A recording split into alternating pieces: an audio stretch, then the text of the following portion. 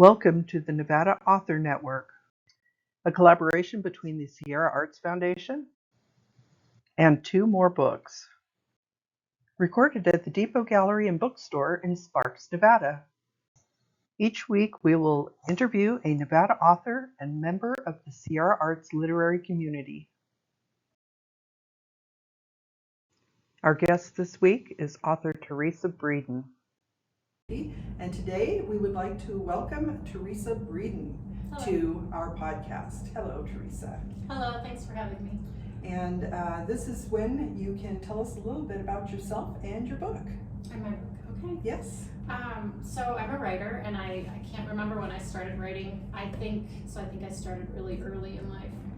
I do remember the first time I shared my work publicly. I wrote, it was probably about 5th grade, and I wrote a poem for an older boy that I liked, and it was awful. It was the worst poem ever. It had all the tropes of a bad love poem. I had heart and soul in it, and it rhymed with terrible, single syllable words. It was just something special. Anyway, so I had the courage to give him the poem, and that was like the first time I publicly shared any of my work. And but then when he tried to thank me for it, I ran away. And that was the end of that. Oh no. Then I went on to actually major in poetry in college, and it's not the most saleable degree, but I was young and I believed in words, and I still believe in words, so that's what I did. And I won the Nevada Fellowship for Poetry as well in, I think, 2007. And so I was primarily a poet. I did write some short stories in between, but primarily poetry. And then when my daughter was born, I love reading fantasy. That's my genre, that's my thing. And I noticed there weren't very many fantasy books around that had female protagonists, strong female protagonists. And so I thought, well, maybe I could write one. And that's how I started on writing novels, was for my daughter. And did the experience that you had in 5th grade, did that ever make any appearance in any of your writing later? No, I think this is the first time I've ever actually told anyone about that. That's great. I think we've all had those stories though, where we young love.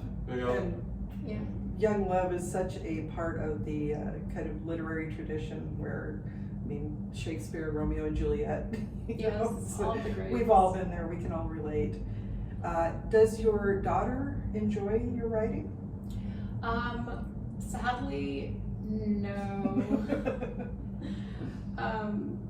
She was a reader when she was younger, and now she's really not. And my book has a 15-year-old protagonist, so by the time she was at that age, she was kind of not really reading much anymore. So she was an avid reader when she was little, but now she's more into videos and TV and social media. Right. Well, don't give up hope, because as we all develop and as we all grow and mature, we often find ourselves back in front of a book, and by doing a book, you've given her a great gift for the future. Yes. She may not know it yet, but it's out there waiting for her. So, right. So that's pretty awesome. Well, why don't you tell us about this? But tell us about this. Tell us about this book. So this book, I wrote avidly every night after work to try and create this book that had a strong female character. And so it stars a 15-year-old named Callie, who's a high school sophomore, and she just moved to a new town.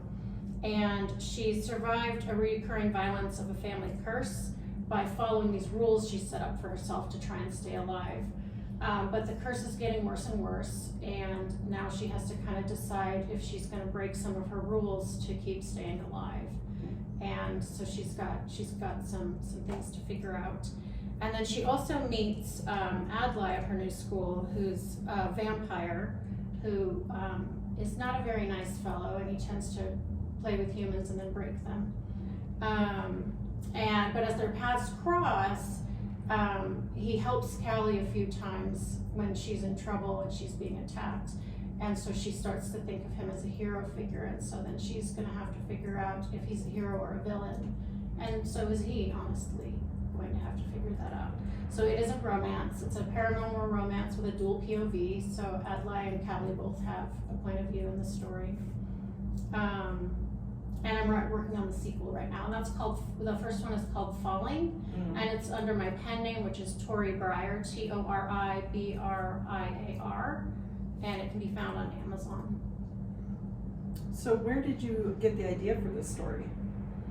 It started with just that idea of a strong female, and I do love fantasy, so that's where the vampires came in. And it kind of just wrote itself. I wanted to do something that was set in high school, and I was a teacher for 15 years, a high school teacher, and so that was kind of the environment that I knew the best, Right. and the age group that I knew the best. So that's why I created that age group. So it was very much write what you know. Exactly. Yeah. So technically speaking, what was the hardest part? Are you a plotter? Did you plot it out? Are you a pantser? Write and see where the story takes you, combination? I'm a pantser. I'm a discovery writer, definitely. I've tried outlining, and the story changes anyway, so Yes. it just doesn't end up working for me.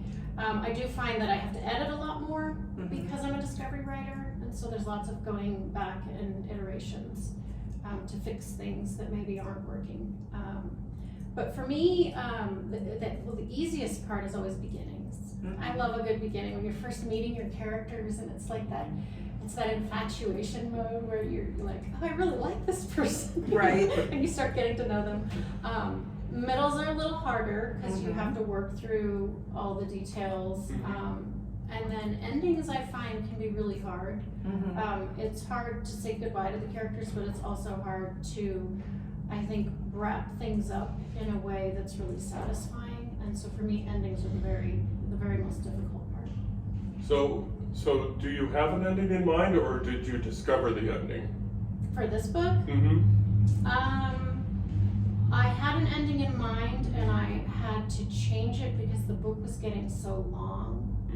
And so I had to move the ending forward, and so the ending isn't what I had in mind, but that became then the beginning of the next book. The original ending of the first book became the beginning of the next book. So does that mean that the second book will have the same characters? Yeah, so I'm writing a sequel right now. It's in editing mode, so it'll hopefully be out in 2026. Oh, that's great. And do you write full-time, or do you have other pulls on your time? I don't work right now. I'm retired, so I do write a lot, but I also do dabble in the fine arts. I'm not especially good at it, but I do spend time on it. So do you have a specific writing routine then that you follow, or do you just kind of write whenever you have the feeling that you should write? If I only wrote when I had the feeling I should write, I think I would would never not get done. write very much. I love writing, but life is full of distractions, and Yes. it's easy to not write if I let the distractions take up all my time. And so for me, scheduled writing time, especially in the morning, is the best way to make it happen. So you're a morning writer? Yes. Well, late morning, 'cause Right. I'm not a morning person. Totally understand. Yeah, that's the joy of being retired. You could go to being a not morning person. Right. So if you had any advice for someone who's starting out in writing, what would you say?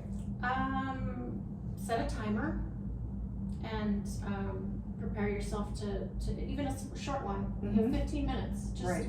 get started, because that's the hardest part, is to make yourself get started and to just trust the process after that. And then the other thing I would say is meet other writers and join critique groups. Yes. You learn so much from other people and with other people. Yes, that's why we're so happy to be parts of the Sierra Arts literary community, because it's been a great group so far. So It really is. meeting people like you is a wonderful part of that experience. So here's your opportunity, your social media, your website. Give us the 411 on how we can access Falling. Where is it? Falling is, as I said, it's on Amazon under the pen name Tori Briar, and then I have a website at teresabreeden.com, and my book is also available there. If Okay. you'd rather purchase it directly from me, I'll ship it beautifully with stickers. And then I'm also on Blue Sky under Teresa Breeden and Instagram under Teresa Breeden. and TikTok under Briar327. Do you have links to your social media on your website as well? That's a great idea. I soon will. Well, you can check out our website because we do have some ideas that might guide you. Our website at carsonhume.com does have a social media page, so maybe that'll, provide some help with you when you develop yours. Anyway, thank you for joining us today, Teresa. It's really great to have you and learn about you and learn about your book. It sounds fascinating. Yes. And we really appreciate you taking the time to come and join us today. Thank you so much. You can find our podcast on our website at twomoorebooks.com and carsonhume.com, and of course the social media links will also be on those sites, but also at sierraarts.org, because we are in a partnership with the Sierra Arts Foundation and Yes. the Sierra Arts literary community. I think we're good to go here. Yes. So thank you again, and you all take care now. Bye-bye. Bye. This has been the Nevada Author Network, a collaboration between the Sierra Arts Foundation and Two More Books, recorded at the Depot Gallery and Bookstore in Sparks, Nevada. Thank you for joining us.